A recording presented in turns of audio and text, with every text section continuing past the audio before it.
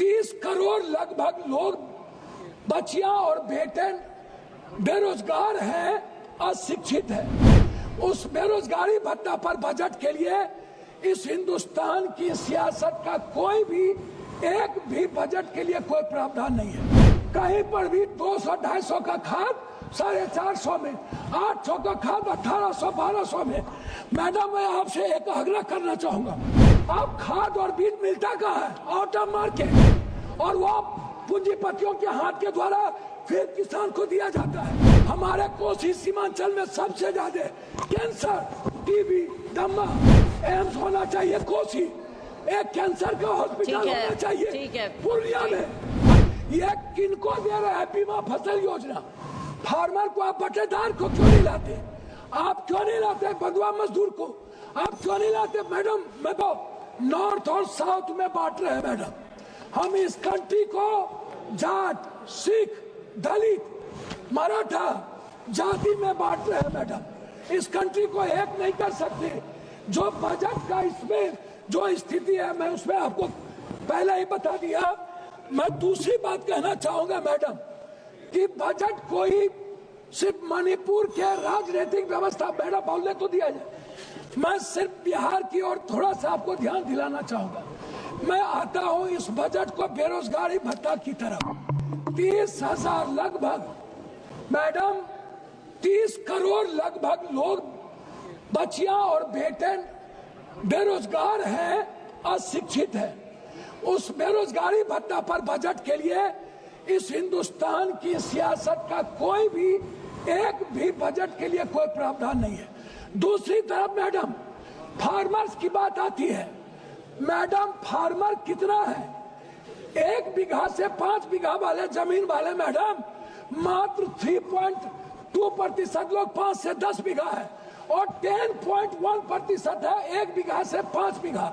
उसके बाद टोटल बटेदार है, दयारी मजदूर है, बंधुआ मजदूर है। ये किनको दे रहे हैं बीमा फसल योजना? फार्मर को आप बटेदार को क्यों नहीं लाते? आप क्यों नहीं लाते बंधुआ मजदूर को?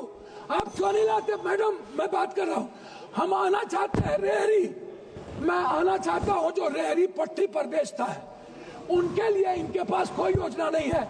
मैडम, दूसरा चीज मैं आना चाहूंगा, जो सबसे बड़ा बोझ इस हिंदुस्तान पर है वो हेल्थ को लेकर और एजुकेशन को लेकर है। मैडम, आयुष्मान 5 लाख दे दीजिए। आयुष्मान के लिए कितने लोग उसमें प्रावधान है वो देख लीजिए। मेरा मानना है कि इस सरकार का बजट जो जांच है, जो जांच कंप्लीट लोगों के लिए है, अल्ट्रासाउंड है, सीटी स्कैन है, एमआरआई है, जांच ब्लड जांच है, सैंपल है, आप इस जांच को कोई फ्री नहीं करते हैं। यह जांच सबसे ज्यादा बोझ है इस हिंदुस्तान के मिडिल क्लास पर, गरीब पर। इसको आप बजट में नहीं लाए। दूसरी चीज, एजुकेशन में कोचिंग जो है, कोचिंग मैडम खत्म करूंगा, मिडिल क्लास के बच्चों पर सबसे ज्यादा बोझ पड़ता है। आप क्यों नहीं कोचिंग पर प्रावधान करते हैं? क्यों आप बच्चों को उसी कॉलेज में जहां पर आप बीए और जहां पर आप टेक्निकल देते हैं वहीं पर आप नौकरी की बात करते हैं? अंत में मैं मैडम आपसे 2 बात कहना चाहूंगा कि बिहार में मैडम हम आपसे एक बात जानना चाहेंगे। किसान की बात करते हैं, ये खाद कहीं पर भी नहीं मिलता है मैडम। कहीं पर भी 200-250 का खाद 450 में, 800 का खाद 1800-1200 में। मैडम, मैं आपसे एक आग्रह करना चाहूंगा कि खाद में किसी भी कीमत पर एक प्रावधान लाया जाए और उसको कोऑपरेटिव सिस्टम के तहत मैडम एक व्यवस्था कर रहा हूं, एक व्यवस्था किया जाए। किसान को जब तक आप कहते हैं उन्नत बीज, आप खाद और बीज मिलता कहाँ है? आउट ऑफ मार्केट, और वो पूंजीपतियों के हाथ के द्वारा फिर किसान को दिया जाता है। इसीलिए मैडम, आप बिहार के बारे में, कोसी सीमांचल के बारे में मैं 2-3 बात कहना चाहूंगा। नहीं, मैं 2-3 बात, सिर्फ 2-3 बात कहना चाहूंगा मैडम। बात 2-3 बात। एक तरफ हम कई बार हम लोगों ने इनसे आग्रह किया, ये बार बार कहते हैं कि हमने एक पेटा में हम एयरपोर्ट की बात कर रहे हैं। मैडम, ये ना तो भागलपुर गए हमारे प्रधानमंत्री जी, ये प्रधानमंत्री जी मुजफ्फरपुर भागलपुर राज कर रहे हैं। आप रक्सौल के एयरपोर्ट पर आपने प्रावधान।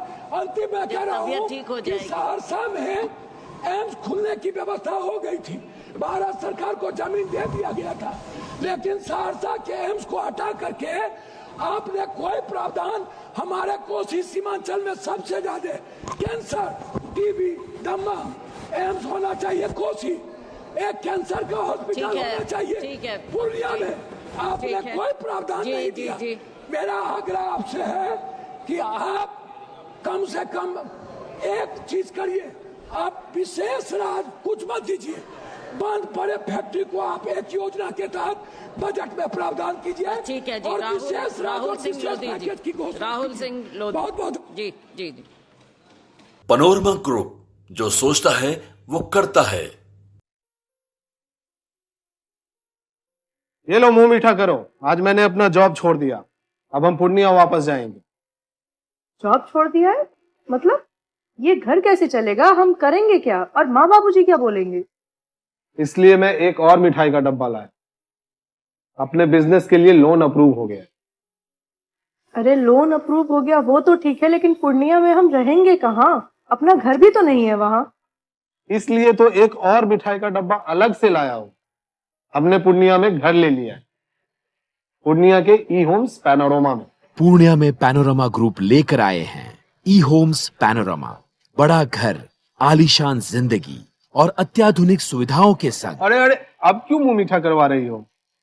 क्योंकि हम घर वापसी जो कर रहे हैं। घर वापसी की खुशी पूर्णिया में ई होम्स पैनोरमा के संग। ई Homes Panorama, luxurious lifestyle redefined.